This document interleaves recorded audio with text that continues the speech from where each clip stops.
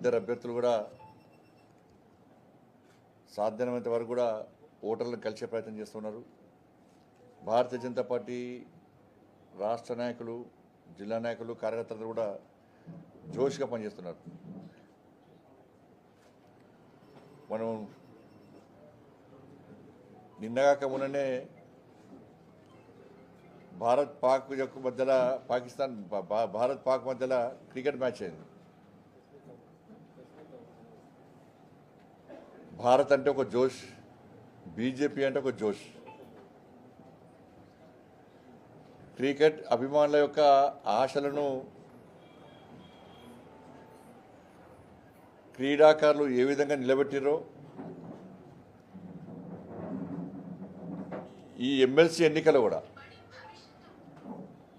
పట్టభద్రుల ఉద్యోగ ఉపాధ్యాయ వర్గాల యొక్క ఆశలను భారతీయ జనతా పార్టీ ఎమ్మెల్సీ ఎన్నికల్లో గెలిచి నెరవేర్చబోతున్నది. 27వ తారీఖు నాడు కూడా మరొక మ్యాచ్ జరగబోతున్నది. మాది ఇండియా టీం, వాళ్ళది పాకిస్తాన్ టీం. ఓటర్లు ఆలోచించుకోవాలి. ఇండియా టీం అయినా మాకేస్తే మేము గెలుస్తాం. పాకిస్తాన్ గెలవాలనుకుంటే వాళ్ళకు ఓటేయండి. ఇండియా గెలవాలనుకుంటే మాకు ఓటేయండి. పాకిస్తాన్ గెలవాలనుకుంటే వాళ్ళకు ఓటేయండి. మాది ఇండియా టీం, వాళ్ళది పాకిస్తాన్ టీం.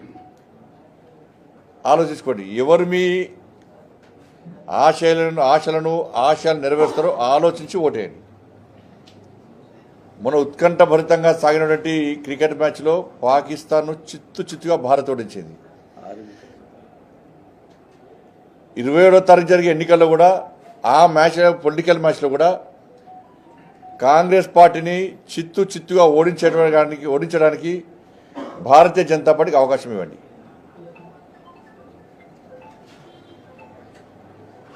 ఎందుకంటే నిన్న ముఖ్యమంత్రి గారు ఇంతవరకు నాకు తెలిసి రాష్ట్రంలో ఎమ్మెల్సీ ఎన్నికల్లో ఏ ముఖ్యమంత్రి పాల్గొనలే. నిన్న ముఖ్యమంత్రి గారు ఊటిన 3 జిల్లాల్లో పర్యటించి 3 జిల్లాల్లో మీటింగ్ పెట్టినట్టునే కాంగ్రెస్ ఓటమి ఖాయమైంది. ముఖ్యమంత్రి గారు 3 మీటింగ్లో కూడా కాంగ్రెస్ పార్టీ అభ్యర్థి గెలవకుంటే మాకు వచ్చేదేం లేదు, పోయేదేం లేదని చెప్పడం ద్వారానే ఓటమిని ఒప్పుకున్నారు. నిన్న వాస్తవంగా ఆ మీటింగ్ చూస్తే ఆల్ ఫోర్స్ యాన్యువల్ డేకే అనిపించింది నాకైతే. ఓటర్స్ ఎవరు లేరు ఆడ, వాళ్ళ సిబ్బంది తప్ప ఓటర్స్ ఎవరు లేరు. చప్పలు ఓటర్లు ఎవరు లేరు. కుర్చీలన్నీ ఖాళీ. అందుకే ఆ స్కూల్ విద్యాసంస్థల యాన్యువల్ డేకే కనిపించింది నాకు. బహిరంగ సభలో కనిపించాడు.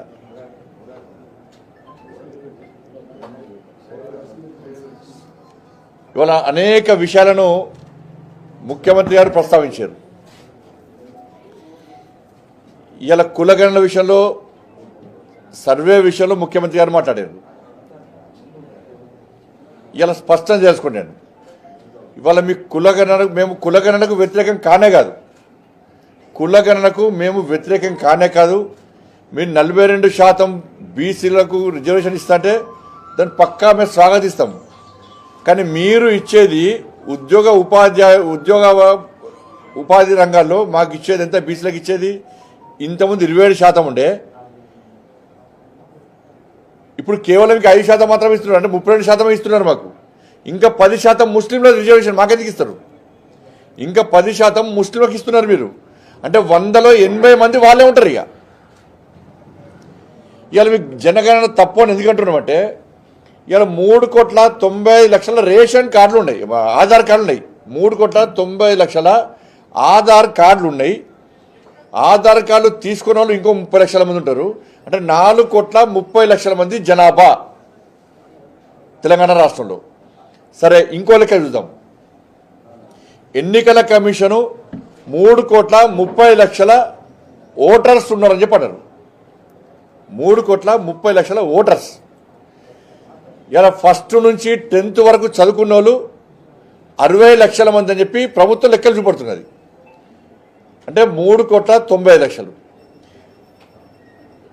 ఇప్పుడే పుట్టిన వాళ్ళు, ఒకటి చదువుకుని రాని వాళ్ళందరూ కూడా వాళ్ళు ఒక 30 లక్షలు ఉంటారు. అంటే ఆ లెక్క చూస్తే 4,30,00,000 4,30,00,000 జనాభా అన్ని రకాలుగా చూసిన 4,30,00,000 జనాభా ఉన్నప్పుడు మీ సర్వేలో 3,70,00,000 అని ఏ విధంగా వస్తుంది? ఇంకా 60,00,000 మంది ఏడికి పోయారు? మరి మీ సర్వేలో ఎందుకు రాలే? మీ కులగణన మీ సర్వే ఏ విధంగా కరెక్ట్ అవుతుందో చెప్పండి. అధికారిక లెక్కలు చూసినా అనధికారిక లెక్కలు చూసినా కూడా 4,30,00,000 వస్తున్నది. కానీ మీ లెక్క మాత్రం 3,70,00,000. మిగతా 60,00,000 మంది ఏడిపోయారు. వాళ్ళు ఎస్సీలా, ఎస్టీలా, బీసీలా, ఓసీలా, ఎవరు వాళ్ళందరూ? మరి మీ లెక్క కరెక్ట్ ఎట్లయితుంది? ఇవాళ కేసీఆర్ సమగ్ర సర్వే చేస్తే, కేసీఆర్ గారు సమగ్ర సర్వే చేస్తే హిందువుల మొత్తం బీసీల జనాభా ఎంత అంటే 51%. ఇవాళ మీరు సర్వే చేస్తే 10%, మీరు సర్వే చేస్తే 46% వస్తున్నది బీసీ జనాభా. దానిలో ముస్లింలు కలిపితే 56% అవుతున్నది. మరి కేసీఆర్ ముస్లిం మాట్లాడారు. మరి హరీష్ రావు గారు, కేటీఆర్ గారు ఇదే అసెంబ్లీలో ఇదే ప్రభుత్వాన్ని ప్రశ్నించారు అసెంబ్లీలో. మేము మా సర్వేలో 51% బీసీల జనాభా అయితే మీ సర్వేలో 46% బీసీల జనాభా ఎట్లయింది అన్నప్పుడు ఆ రోజు ఈ ముస్లింల ప్రస్తావన ఎందుకు తీసుకురాలి మీరు అసెంబ్లీలో? అప్పుడు ప్రస్తావన తీసుకురారు, ముస్లిం ఇష్యూ రాదు. కాబట్టి తెలంగాణ రాష్ట్ర ప్రభుత్వం బీసీలకు ఇచ్చే రిజర్వేషన్ ఎంత అంటే ఇవ్వాలనుకుంటున్నటువంటి రిజర్వేషన్ ఎంత అంటే 32%. ఉద్యోగ ఉపాధి వర్గ రంగాల్లో మాకు ఇచ్చేది, బీసీలకు ఇచ్చేది 32%. అంటే 5% మాత్రమే ఇస్తున్నారు. మేము పక్కా వ్యతిరేకమే. మేము 100% ముస్లింలను బీసీలో చేర్చడానికి పక్కా వ్యతిరేకము. ఉన్నారు ఇప్పటికే ద్విదేకుల కులాలు ఉన్నారు, కొన్ని కులాలు 2 కులాలు ఉన్నాయి. వాళ్ళు మొదటి నుంచి కూడా దీనిలో లాభం పోతున్నారు. వద్దన్నాం ఏమైనా? గుజరాత్ ఇస్తలేరా, మధ్యప్రదేశ్ ఇస్తలేరా? ఇవన్నీ కాదు కదా. నువ్వు తెలంగాణ నుంచి మాట్లాడు. గుజరాత్లో అభివృద్ధి ఎట్లా జరుగుతుందో దాని గురించి చర్చిద్దాం. మధ్యప్రదేశ్లో ఏ విధంగా జరుగుతుందో చర్చిద్దాం దాని మీద. మరి అక్కడ అనేక సంక్షేమ పథకాలు ఏ విధంగా మనతో చర్చిద్దాం. అభివృద్ధి విషయంలో పోలిక పోల్చుకోండి వాళ్ళు. మీరు ఇప్పుడు 12% ముస్లిం జనాభా ఉంటే 10% తీసుకొచ్చి బీసీలో కలిపితే ఇప్పుడు 180 మంది వాళ్ళే ఉంటారు.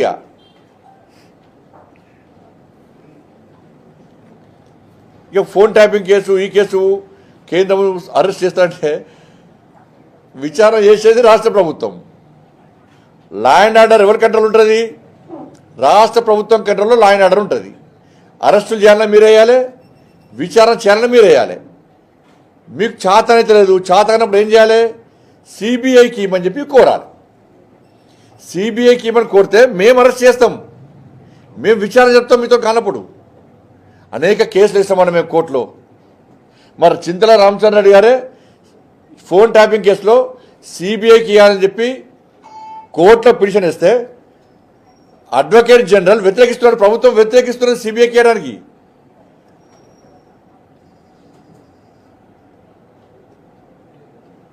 ఫోన్ ట్యాపింగ్ కేసు అంటున్నారు. ఫోన్ ట్యాపింగ్ కేసు మీ ప్రభుత్వం వచ్చినాకనే ఫోన్ ట్యాపింగ్ కేసులో కేసు బుక్ చేసేది, వాళ్ళందరినీ అరెస్ట్ చేసేది. అరెస్ట్ చేసే సమయంలో వాళ్ళు స్టేట్మెంట్ ఇచ్చారు. ఏమని ఇచ్చారు? పెద్ద ఆయన చెప్తేనే మేము ఫోన్ ట్యాపింగ్ చేస్తామని చెప్పి క్లారిటీగా కేసీఆర్ పేరు చెప్పకనే చెప్పారు. కేసీఆర్కి ఒక్క నోటీస్ ఇవ్వలే, ఒక్క నోటీస్ ఇవ్వలే కేసీఆర్కి ఇంతవరకు. కేసీఆర్ కొడుకు ఒక నోటీస్ ఇవ్వలే, ఒక్క నోటీసు. అరే వాళ్ళ స్టేట్మెంట్ రికార్డ్ చేసిర్రు, ముఖ్యమంత్రి గారే చెప్పారు, కేసీఆర్ పేరు చెప్పారు అని చెప్పినప్పుడు మరి కేసీఆర్ గారికి ఒక్క నోటీస్ ఎందుకు వెళ్ళి ఇంతవరకు?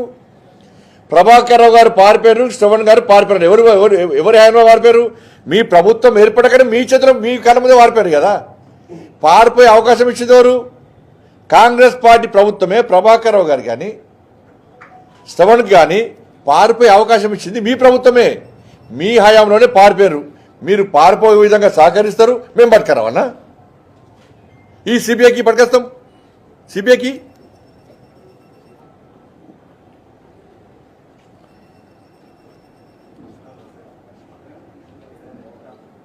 ఫార్ములా ఇరేస్ అన్నారు. దానిలో ఎంత ఘోరం అంటే దానిలో కేసీఆర్ కొడుకు ఢిల్లీ హైకోర్టు పోయాడు, హైకోర్టు విచారణ చేసుకోవచ్చు అన్నది. సుప్రీంకోర్టు పోయిండు, విచారణ చేసుకోవచ్చు అన్నది, కనీసం నోటీస్ ఇస్తలేరు.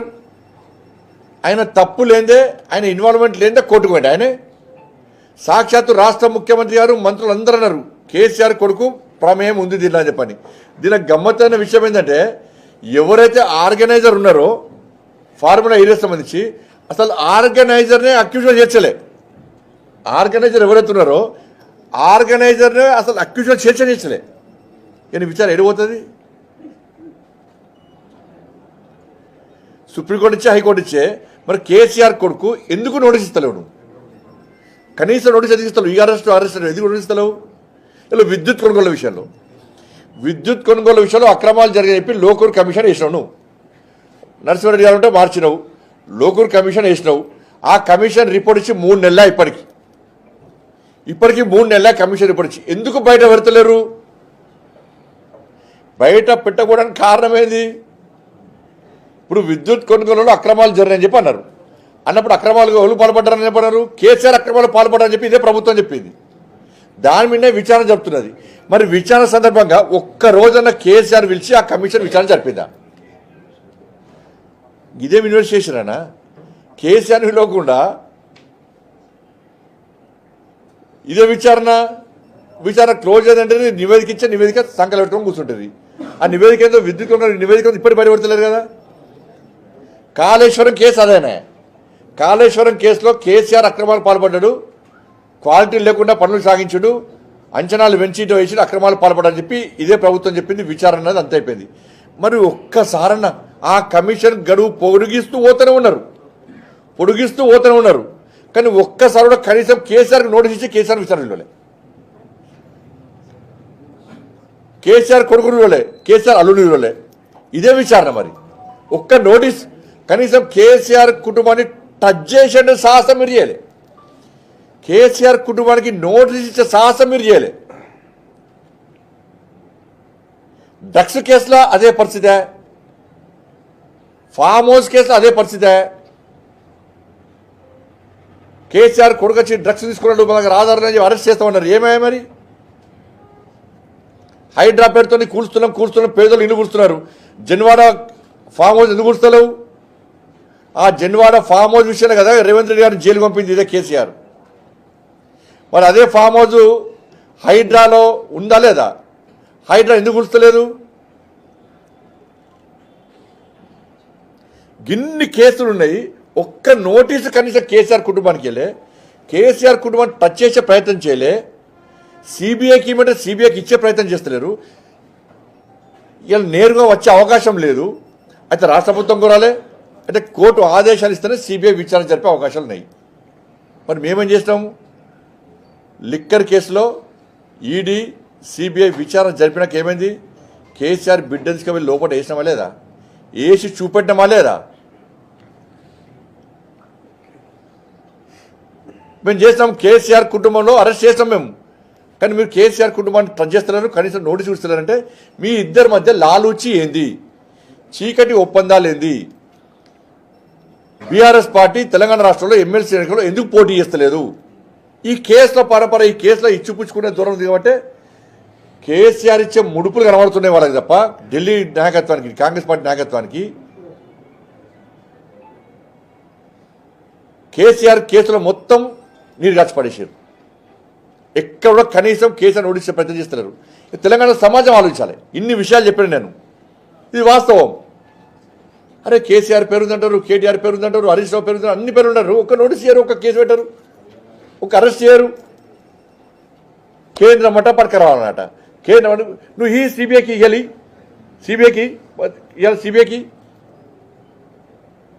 సిబిఐకి ఇచ్చినాక అప్పుడు విమర్శలు చేయి.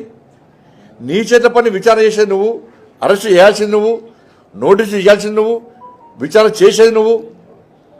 మీ చేతిలో ఉన్నటువంటి ఈ విషయాన్ని కేంద్రం మీద రుద్దితే ఇది ఎంతవరకు కరెక్ట్?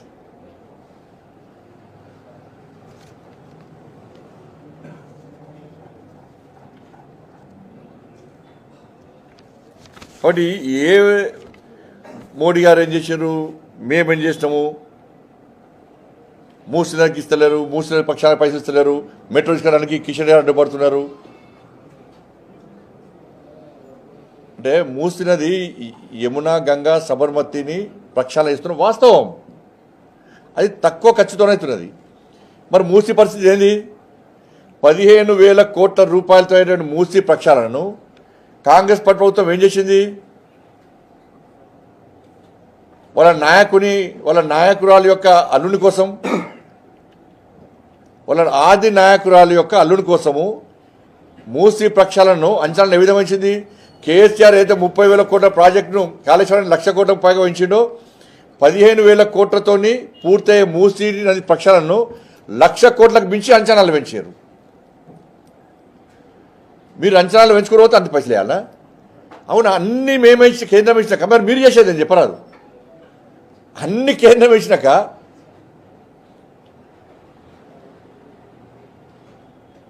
ఇలా ఆడికి 7 రూపాయలు ఇచ్చారు, బీహార్కు, యూపీకి 3 రూపాయల 40 పైసలు ఇచ్చారు, తెలంగాణకు 40 పైసలు ఇచ్చారు. అంటే ఆ రాష్ట్రంలో పేదరికము, ఆ రోజు రాష్ట్రంలో పరిస్థితులు పట్టిస్తారు. అట్లంటే హైదరాబాద్లో పనులు ఎక్కువ వస్తాయి, రెవెన్యూ ఎక్కువ వస్తుంది, ఆదిలాబాద్లో తక్కువ వస్తుంది. మొత్తం హైదరాబాద్కి ఏమని చెప్తావు? ఇస్తావా? హైదరాబాద్కి మొత్తం ఇవ్వాలని చెప్పి ఇస్తే హైదరాబాద్లో ఇవ్వాలి. మరి ఇవన్నీ తెలిసి కూడా ప్రజల లోపలకు అయోమయం సృష్టించి రాజకీయ లబ్ధి పొందడానికి మాత్రమే ఇవాళ కాంగ్రెస్ పార్టీ ప్రభుత్వం ఇలా వ్యవహరిస్తున్నది. ఉద్యోగాల విషయంలో 10 సంవత్సరాల యూపీఏ పాలనలో యూపీఏ కాంగ్రెస్ పార్టీ ప్రభుత్వం ఉద్యోగాలను ఎంత సృష్టిస్తారు? కేవలం 2,94 లక్షల ఉద్యోగాలు మాత్రమే సృష్టించగలిగింది యూపీఏ ప్రభుత్వం. 10 సంవత్సరాల కాల వ్యవధిలో యూపీఏ కాంగ్రెస్ ఆధీనంలోని యూపీఏ ప్రభుత్వం 2,94 లక్షల ఉద్యోగాలు మాత్రమే సృష్టించింది. కానీ 10 సంవత్సరాల నరేంద్ర మోడీ గారి ప్రభుత్వము 17,19 లక్షల ఉద్యోగాలను సృష్టించింది. నరేంద్ర మోడీ గారి ప్రభుత్వం సృష్టించడమే కాదు, సంవత్సరం లోపల 9,25,000 ఉద్యోగాలను ప్రధానమంత్రి రోజ్గార్ మేళా పేరుతోని ఇచ్చింది. ఇవాళ రేవంత్ గారు ప్రశ్నించిన మోడీ గారి ప్రభుత్వంలో ఉద్యోగాలు వచ్చినాయని చెప్పాను. ఎవ్వరు రెస్పాన్స్ చేయలేడా? ఎందుకంటే ఉద్యోగాలు ఇచ్చిన వాళ్ళు ఉన్నారని చెప్పాను. మరి అదే అడగాలి. మేము 56,000 ఉద్యోగాలు ఇచ్చినామా లేదంటే అంత సమాజం చెప్తున్నాం. మాకే వాళ్ళకి ఉద్యోగాలు రాలే ఎవరికి. మరి అంతమంది వస్తే దాని ఎవరికైనా ఉద్యోగం రాలేదు. మీరు 56,000 ఉద్యోగాలు ఇస్తే 56,000 ఉద్యోగాలు మీరు చిన్న 20,000 ఉద్యోగాలకు నోటిఫికేషన్ ఇచ్చారు. 56,000 ఉద్యోగాలు ఇస్తామంటూ చెప్పంటున్నారు. 2 లక్షల ఉద్యోగాలు భర్తీ చేస్తాం ఏదా? మరి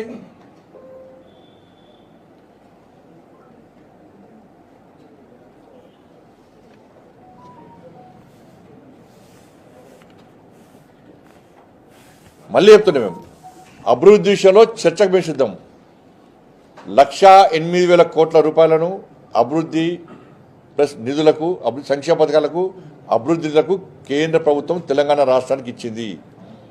ఏ గ్రామానికి ఎంత ఇచ్చింది, ఏ మండలానికి ఎంత ఇచ్చింది, ఏ జిల్లాకి ఎంత ఇచ్చిందో అని చెప్పడానికి చర్చకు మేము సిద్ధం అని చెప్పి కిషన్ రెడ్డి గారు చెప్పారు, మేము చెప్పినాం. వీళ్ళు తోక ముడిచి పారిపోయారు. కేంద్రం ఏం చేస్తుంది, రాష్ట్రం 6 గ్యారెంటీ విషయంలో ఏం చేసింది, రైతులకు ఏం చేసింది రైతులకు. ఇవాళ కేసీఆర్ గారేమో వరేస్తే ఉరియానే కేసీఆర్ గారు వేస్తే చేసి తీసుకుపోయి రాజకీయంగా ఉరేసి ఫామ్ హౌస్లో వండబెట్టారు. క్రికెట్ మ్యాచ్ ఆడడానికి కాంగ్రెస్ బీఆర్ఎస్ పార్టీకి ప్లేయర్సే లేరు. బౌలరు బ్యాట్స్మెన్ ఇద్దరు ఉన్నారు, బామర్ది ఇద్దరే. నా కీపర్ లేడు, నా ఫీల్డర్ లేడు. కెప్టెన్ పోయి ఫామ్ హౌస్ అన్నాడు. ఇలా వరేస్తే ఊరంటే రాజకీయ సమాజం చేశారు కేసీఆర్. ఇవాళ మీ పార్టీ నాయకులు ఏమంటున్నారు? నిన్న రేవంత్ రెడ్డి మాట్లాడేది కదా, వరేస్తే ఊరని కేసీఆర్ వాస్తవమే. అందుకే కేసీఆర్ తీసుకపోయి 3 పండబెట్టిరాడా. ఇలా నీ పరిస్థితి ఏంటి? ఇవాళ వరి వేయద్దు, వరేస్తే నష్టపోతారని చెప్పి మీ పార్టీ నాయకులే రైతులను బెదిరిస్తున్నారు ఇవాళ. మరి ఏ పంట వేసుకోవాలని చెప్తలేరు. మీకు ఒక అగ్రికల్చర్ పాలసీ లేదు. మీకు ముఖ్యమంత్రి గారు ఒకటి మాట్లాడతారు, మంత్రి ఒకటి మాట్లాడతారు, చైర్మన్ ఒకటి మాట్లాడతారు. వరి వేయకుంటే ఏం పంట వేయాలో చెప్పండి. మీరు మీ మూర్ఖత్వం వలన ఇలా కాళేశ్వరంని 50% బీఆర్ఎస్ నాశనం చేస్తే ఇంకా 50% కాంగ్రెస్ నాశనం చేశారు. ఈ ప్రాంతం మొత్తం ఎడారైపోయింది. ఎండాకాలమే స్టార్ట్ కాలే 7 లక్షల ఎకరాల్లో పంట ఇప్పటికే నష్టపోయింది, ఎండిపోయింది. ఇంకా సమ్మర్ స్టార్ట్ కాలే. సమ్మర్ స్టార్ట్ అయితే తాగడానికి కూడా నీటి కట్టకట్ట ఏర్పడే ప్రమాదం తెలంగాణ రాష్ట్రంలో ఏర్పడ్డది. వర్షాలు పడలేదంటే వర్షాలు పుష్కలంగా వర్షాలు పడ్డాయి. ఇటు కాళేశ్వరం ఇట్లా నాశనం చేశారు, అటు కృష్ణా జలాలను పక్క రాష్ట్ర పోలు దోసుకపోతుంటే ఇవాళ చూసి చూడండి వివరిస్తున్నారు. ఇవాళ అక్కడ ఆ ప్రాంతం దక్షిణ తెలంగాణ ఎండిపోతున్నది, నీళ్ళుండి ఎండిపోతున్నది, ఉత్తర తెలంగాణ ఇటు ఎండిపోతున్నది. నీటి కటకటతో ఇబ్బంది పడే ప్రయత్నం ఏం చేస్తారు? అప్పుడు సమస్యను పరిష్కరించాలన్నా బీఆర్ఎస్ పార్టీ వాళ్ళు, కాంగ్రెస్ పార్టీ ఓన్లీ మీద విమర్శలే, మళ్ళీ ఢిల్లీ పోతే ఒప్పందాలు. బీఆర్ఎస్ పార్టీ అక్రమాలు కాంగ్రెస్ పార్టీకి ఒక ఏటీఎం లెక్క మారింది. ఒక్క స్కామ్ తీస్తే కేసీఆర్ ఢిల్లీ పోతున్నాడు, ఢిల్లీ పెద్దలకు పైసలు ఇస్తున్నాడు, మళ్ళీ హైదరాబాద్ వస్తున్నాడు, వాళ్ళకి పైకి కొట్లాడిన డాక్టరింగ్ చేస్తాడు. కాబట్టి ఈ కేసులన్నీ మాఫీ చేసింది కాంగ్రెస్ పార్టీ ప్రభుత్వం.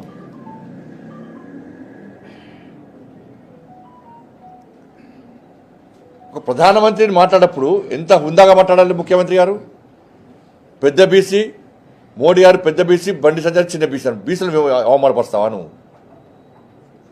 ఇది పక్కా బీసీలను అవమానపరిచినట్టే. ఇది ఇంత చురుకన నా నీకు కరెక్ట్ కాదు. అది ముఖ్యమంత్రి గారే మోడీ గారు బీసీ కాదంటాడు, ముఖ్యమంత్రి గారే మోడీ గారు పెద్ద బీసీ అంటాడు. వాళ్ళ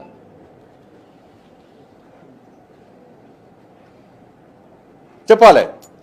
నేను అనుకున్న ముఖ్యమంత్రి గారు నా కన్వేర్కి వస్తే అరే ఉపాధ్యాయ ఉద్యోగులకు డిఏలు అనౌన్స్ చేస్తారు కావచ్చు, పిఆర్సీ అనౌన్స్ చేస్తారు కావచ్చు, ఫీజు రియంబర్స్మెంట్ ఇస్తే అనౌన్స్ చేస్తారు కావచ్చు, కేజీబీ వాళ్ళకు ఆ సిఆర్టీలకు 26,000 శాలరీ, వాళ్ళకు 32,000 శాలరీ చేసి స్పెషల్ ఆఫీసర్లకు 32 శాలరీ నుంచి 52,000 శాలరీ కేజీబీ వాళ్ళకి చేస్తారు కావచ్చు అనుకున్నా. నిరుద్యోగ భృతి 56,000 రూపాయలు అకౌంట్లో వేస్తారని అనుకున్నా.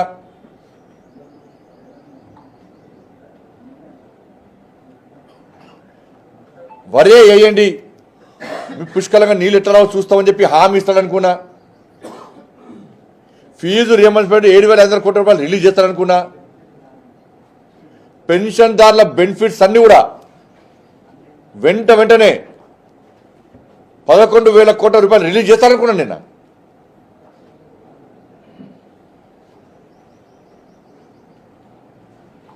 ఇవి కనీసం అనౌన్స్ చేయకుండా, వాటి గురించి ప్రస్తావన లేకుండా నేను ఇప్పుడు చెప్తున్నా, పెన్షన్దారులకు ఈ కాంగ్రెస్ పార్టీ ప్రభుత్వం బెనిఫిట్స్ మీకు పూర్తిగా ఇచ్చేదారు. కోర్టు ఇప్పటికే దాదాపు 20 పిటిషన్ కోర్టు పెండింగ్ ఉన్నది. కోర్టు అడుకునే పరిస్థితి. ఇంకా ముఖ్యమంత్రి గారు ఏమంటారు? ఫస్ట్ నాట్ జీతాలు ఇవ్వాల్సిందే. అది ఒక తెలంగాణ రాష్ట్రం ఇస్తుందా? కేసీఆర్ మూర్ఖుడు, కేసీఆర్ ఇవ్వలే కానీ కేసీఆర్ ఇంట్లో కూర్చోబెట్టారు. ఫస్ట్ నాట్ జీతం ఇవ్వాల్సింది, అది రూల్, అది పద్ధతి. అది వాళ్ళు బిచ్చమేస్తున్నాం ఉద్యోగస్తులకు ఉపాధ్యాయులకు. ఏమన్నా వాళ్ళు నెల తరబడి ఆ నెల మొత్తం కష్టపడితే వాళ్ళు జీతాలు ఇస్తున్నావు, అది గొప్పతనం. అదేమన్నా కామన్. అది అన్ని రాష్ట్రాలు కూడా ఇస్తాయి, అన్ని రాష్ట్రాలు కూడా జీతాలు ఇస్తాయి ఫస్ట్ నాడు. నువ్వు ఇచ్చేదేంది? మరి కేంద్ర ప్రభుత్వము యథావిధిగా 5 డిఏలు ఇస్తున్నది. మొత్తం డిఏలు అన్ని రెగ్యులర్గా కేంద్ర ప్రభుత్వం ఉద్యోగులకు ఇస్తున్నది. కేంద్ర ప్రభుత్వ ఉద్యోగులకు మనం 5 డిఏలు ఎందుకు పెండింగ్ పెట్టినావు? నేను మళ్ళీ చెప్తున్నాను. అందుకే రిటైర్ అయినటువంటి ఉద్యోగస్తులు, పెన్షన్దారులు, రిటైర్ అయిన ఉద్యోగస్తులకు నిజంగా బెనిఫిట్స్ అన్నీ మీకు ఇచ్చినట్టయితే, ఇచ్చినట్టు మీరు నమ్మితే మీరు వాళ్ళ కోటేసుకోండి. లేకుంటే ఇచ్చే విధంగా కొట్టాడాలంటే మా కోటేయండి. ఉద్యోగస్తులకు 5 డిఏలు ఇచ్చిండు. పిఆర్సీ కూడా అమలు చేసిండు. మాకు ప్రమోషన్లు ఇచ్చిండు. 317 జీవోను సవరించిండు అని మీరు భావిస్తే అటు ఓటేసుకోండి. లేదు నెక్స్ట్ మళ్ళీ గతంలో ఉద్యమాలు ఎట్లా చేస్తామో అట్లా ఉద్యమం చేయాలి, ప్రభుత్వం మెడలు వంచాలి అంటే దమ్మున్న పార్టీ భారతీయ జనతా పార్టీకి ఓటేయండి.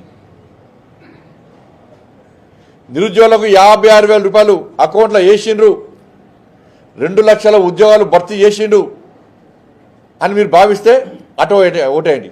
లేదు నెక్స్ట్ కొట్టాడాల్సిందే, 2 లక్షల ఉద్యోగాలు భర్తీ చేయాల్సిందే, 56 నిరుద్యోగ భృతి కోసం కొట్టాడాల్సిందే అని భావిస్తే భారతీయ జనతా పార్టీ కొట్టేయండి. కేజీబీవీకి సంబంధించి మీకు సిఆర్టీలకు 26,000 నుంచి 32,000 ముఖ్యమంత్రి గారు ఇచ్చినట్టయితే ఎవరు స్పెషల్ ఆఫీసర్కు 32,000 నుంచి 52,000 రూపాయలు పెంచి మీకు ఇచ్చిండు అని మీరు భావిస్తే కాంగ్రెస్ పార్టీకి ఓటేసుకోండి, అటు ఓటేసుకోండి. ఇలా మీతో పాటు మేము కొట్టాడాలి అని భావిస్తే మాకు ఓటేయండి.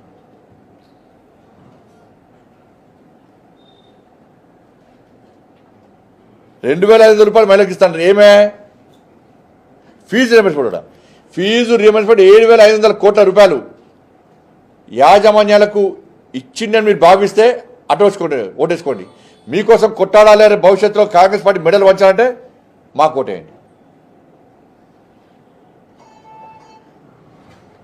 317 జీవో వ్యతిరేకంగా కొట్టాడిది కాంగ్రెస్ పార్టీ అటు ఓటేసుకోండి.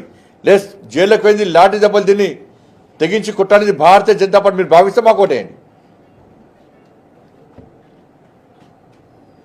6 గ్యారెంటీల ప్రస్తావన లేదు ముఖ్యమంత్రి గారి దగ్గర. ₹2,500 మహిళలకు ఇచ్చిండ్రా, ఎందుకు ఇవ్వలే? చలో చెప్పండి, సమాధానం చెప్పండి. ₹4,000 నిరుద్యోగ వృత్తి ఇచ్చిండ్రా, ఇవ్వలే, ఎందుకు ఇవ్వలేదు? సమాధానం చెప్పండి. 2 లక్షల ఉద్యోగాలు భర్తీ చేస్తున్నారు, చేసిండ్రా, ఎందుకు ఇవ్వలేదు? సమాధానం చెప్పండి. ₹4,000 ఆసరా పెన్షన్ ఇస్తున్నారు, ఇచ్చిండ్రా, ఎందుకు ఇవ్వలేదు? సమాధానం చెప్పండి. స్కూటీ ఇస్తున్నారు, 18 సంవత్సరాలు దాటిన యువతులకు స్కూటీ ఇస్తున్నారు, ఇచ్చిండ్రా, ఎందుకు ఇవ్వలేదు? చెప్పండి. ₹4,000 ఆసరా పెన్షన్ ఇస్తున్నారు, ఇచ్చిండ్రా, ఎందుకు ఇవ్వలేదు? చెప్పండి. తులం బంగారం ఇస్తున్నారు, ఇచ్చిండ్రా, ఎందుకు ఇవ్వలేదు? చెప్పండి. ₹12,000 రైతు కూలీకి ఇస్తున్నారు, ఇచ్చిండ్రా, ఎందుకు ఇవ్వలేదు? చెప్పండి. రైతు భరోసా ఇస్తున్నారు, ఇచ్చిండ్రా, 20 లక్షల మందికి ఇవ్వాలి, ఇచ్చిండ్రా, ఎందుకు ఇవ్వలేదు? చెప్పండి. వాళ్ళ తరుగు తారు తేమలు కూడా కొంటున్నారు, ఎందుకు కొనలేదు? కొండరా, ఎందుకు కొనలేదు? చెప్పండి.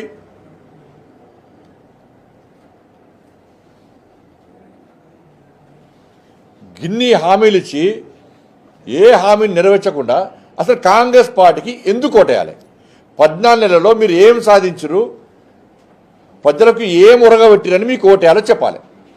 కారణం చెప్పండి. మీకు ఎందుకు ఓటేయాలో కారణం చెప్పండి. కాంగ్రెస్ పార్టీకి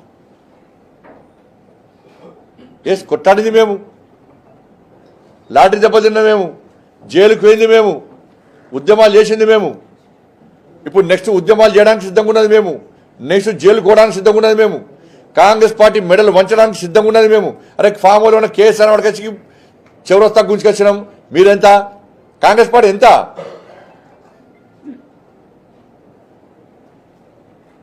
అహంకారంతో విర్రవీగుతున్న కేసీఆర్ నాకు సాటి ఎవ్వరు లేరని చెప్పి అహంకారంతో విర్రవీగుతున్న కేసీఆర్ మెడల్ వంచి గల్లవట్టి బయటికి గుంజుకొచ్చి ఆయన రద్దు చేసిన తెలంగాణ ధర్నా చౌకులను నిలబెట్టిన పార్టీ భారతీయ జనతా పార్టీ. మీరెంత?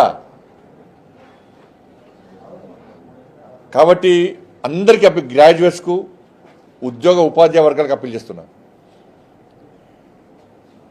ఇలా కాంగ్రెస్ పార్టీకి ఓటేస్తే మాకు డిఎల్ ఇవ్వకుండా, మాకు పిఆర్సీ ఇవ్వకుండా, మాకు ప్రమోషన్లు ఇవ్వకుండా, పెన్షన్ బెనిఫిట్స్ ఇవ్వకుండా, కూడా నిరుద్యోగ వృత్తి ఇవ్వకుండా, ఉద్యోగాలు ఇవ్వకుండా, ఫీజు రియంబర్స్మెంట్ ఇవ్వకుండా, కేజీబీవీకి సంబంధించి వాళ్ళకి ఏం బెనిఫిట్స్ ఇవ్వకుండా, మేము ఏం చేయకుండా ప్రజలు మాకు ఓట్లు వేసారు కాబట్టి ఇంకా ఏం చేయాల్సిన అవసరం లేదు అని కాంగ్రెస్ పార్టీ భావించే అవకాశం ఉంది, ప్రమాదం ఉంది.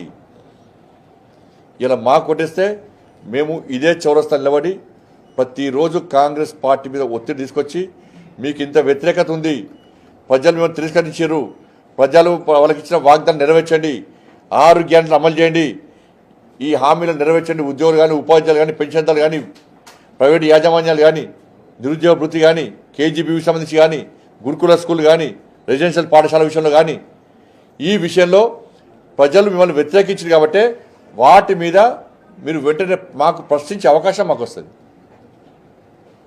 కొట్లాడే అవకాశం మాకు ఇవ్వండి, ఫైట్ చేసే ప్రభుత్వం మెడల్ వంచే అవకాశం మాకు ఇవ్వండి. లేకుంటే వాళ్ళు అడ్డిదారు గుడ్డివాళ్ళు గెలిచారు అనుకోని మీ సమస్యలు లెక్కనే ఉంటాయి, మీ సమస్యలు ఏం పరిష్కారం కావు, ఏం చేయకుండా మాకు ఓటేసారు అని చెప్పి విర్రవీగేటువంటి ప్రమాదం ఏర్పడుతుంది. కాబట్టి ఇవాళ ఎమ్మెల్సీ ఎన్నికల్లో ఎందుకంటే ఏ సర్వే చూసినా కూడా 3 స్థానాల్లో భారతీయ జనతా పార్టీ గెలవబోతుంది. ఇంటెలిజెన్స్ రిపోర్టు, సర్వే రిపోర్ట్లు వచ్చిన తర్వాతనే భారతీయ జనతా పార్టీ గెలుస్తారని వచ్చిన తర్వాతనే టెన్షన్ పడ్డ ముఖ్యమంత్రి గారు ఊటాహూటిన 3 జిల్లాల్లో యుద్ధ ప్రాతిపదన పర్యటించి అబద్ధాలు చెప్పే ప్రయత్నం చేసిండు. ఇది అబద్ధాలు అని చెప్పి ప్రజలు గ్రహించారు. కాబట్టి 27 నాడు జరిగేటువంటి ఎన్నికల్లో దయచేసి మీ అమూల్యమైనటువంటి ప్రలోభాలకు లొంగకుండా, మాయమాటలు లొంగకుండా, అబద్ధాలు నమ్మకుండా మీకోసం కొట్లాడే, మీకోసం యుద్ధం చేసే, మీకోసం కొట్టడానికి సిద్ధంగా ఉన్న, మీకోసం యుద్ధం చేయడానికి సిద్ధంగా ఉన్నటువంటి భారతీయ జనతా పార్టీ అభ్యర్థులను ఇక్కడ టీచర్స్ ఎమ్మెల్సీగా మల్క కొమరే గారు, గ్రాడ్యుయేట్స్ అభ్యర్థిగా అంజిరెడ్డి గారు, అక్కడ టీచర్స్ ఎమ్మెల్సీ అభ్యర్థిగా సరోత్తన్ రెడ్డి గారు, ముగ్గురు అభ్యర్థులను భారీ మెజార్టీతో మొదటి ప్రాధాన్యత ఓటు వేసి, మొదటి ప్రాధాన్యత ఓటుతోనే ఫలితాలు మాకు అనుకూలంగా వచ్చే విధంగా మీరు సహకరించాల్సిందిగా ఓటర్ మహాశయులందరికీ విజ్ఞప్తి చేస్తున్నాం.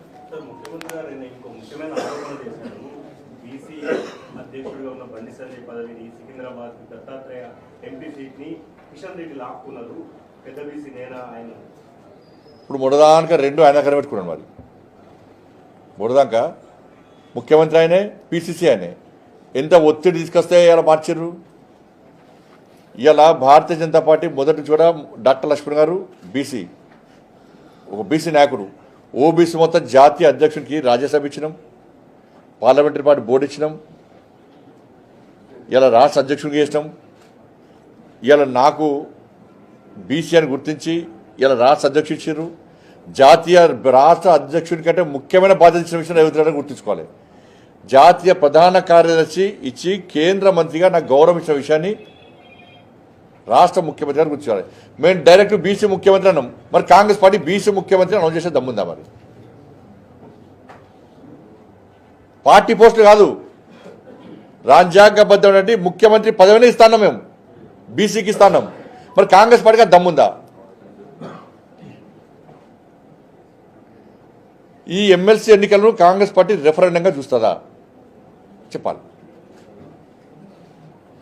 తెలంగాణ రాష్ట్రం నుంచి 8 మంది బీజేపీ ఎంపీలను ఇస్తే ఇక్కడ వచ్చింది లేదు, తీసుకొచ్చింది లేదని పిసిసి చీఫ్ అంటారు. అలాగే రేవంత్ రెడ్డి అంటున్నారు బీజేపీని బొందబెట్టాలి, కేంద్రం నుంచి నిధులు తీసుకురావాలి. అందుకే కాంగ్రెస్ బొందబెట్టడానికి సిద్ధంగా ఉన్నారు, ఇచ్చిన 6 గంటలు అమలు చేయించుకోవడానికి. కేంద్రం పనులు కడుతుంటే మరి రాష్ట్ర ప్రజలు పనులు కడుతున్న 6 గంటలు ఎదిగిస్తలేవు. 1,08,000 కోట్ల రూపాయలు మేము తెలంగాణ రాష్ట్రానికి అభివృద్ధి సంక్షేమ పథకాలు ఇస్తామని చర్చకు మేము సిద్ధమన్నాం. ఎందుకు తోక ముడిచి పారిపోయారు అని అంటున్నాను. సవాల్ వేసినప్పుడు చర్చకు మేము సిద్ధమని కిషన్ గారు క్లియర్గా క్లారిటీగా అయిపోయిండు. టైము డేటు మీరే డిసైడ్ అవ్వమని చెప్పి అన్నారు. 6 గ్యారెంటీల విషయంలో మాట్లాడదాం, 8% 15% కమిషన్ గురించి మాట్లాడదాం. మేము చర్చకు సిద్ధమన్నాం. ఎందుకు పారిపోయారు మరి మీరు? గ్రామాల వారిగా, మండల వారిగా, జిల్లాల వారిగా, రాష్ట్రాల వారిగా చర్చకు మేము సిద్ధమన్నాం. ఎందుకు పారిపోయారు తోక ముడిచి మేము అంటున్నాం. పారిపోయింది మీరా మేమా? ధన్యవాదాలు.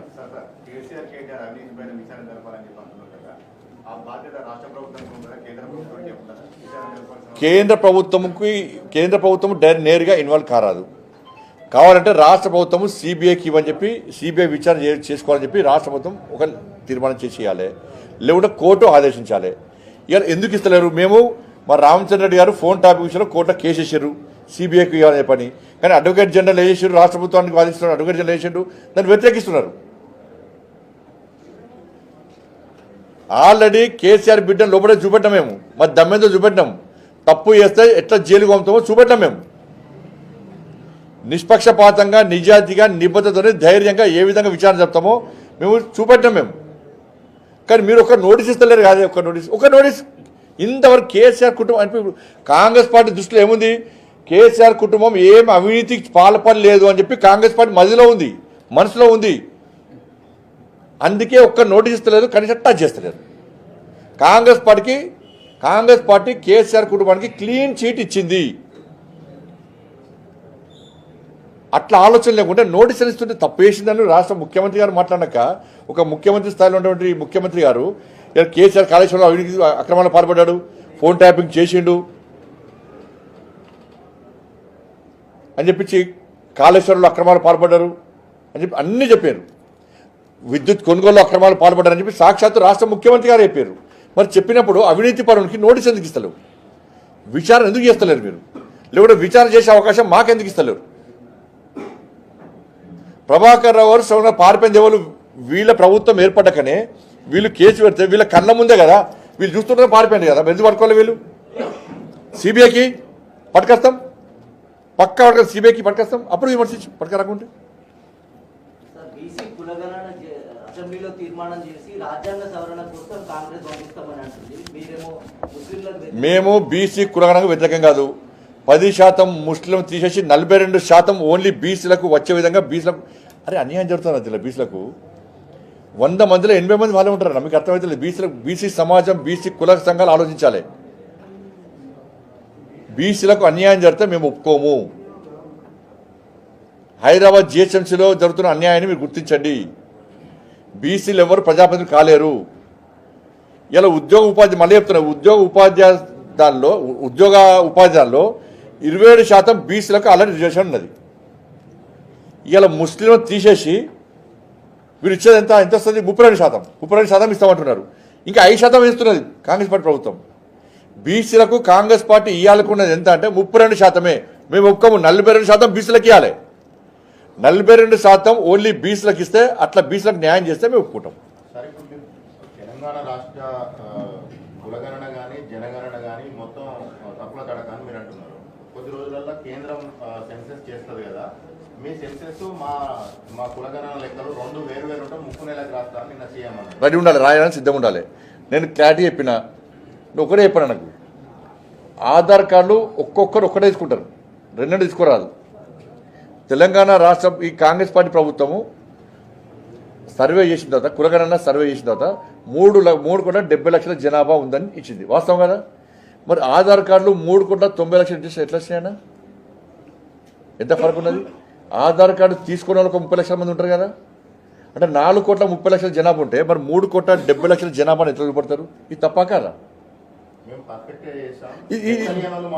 దీని లెక్క అయిపోయింది మరి. ఇప్పుడు అయితే మరి 3,90 లక్షల ఆధార్ కార్డు తప్పని చెప్పండి. లేకపోతే ఎన్నికల కమిషన్ 3,30 లక్షల ఓటర్స్ ఉన్నారు, అది తప్పు అని చెప్పండి మరి. 60 లక్షల మంది 1వ తరగతి నుంచి 10వ తరగతి చదువుకున్న విద్యార్థులు లేరని తప్పని చెప్పండి. వాళ్ళ అధికారిక లెక్కలే తప్పు, మేమే తప్పు చేసి చెప్పండి. అట్లా ఒప్పుకుంటాం మేము.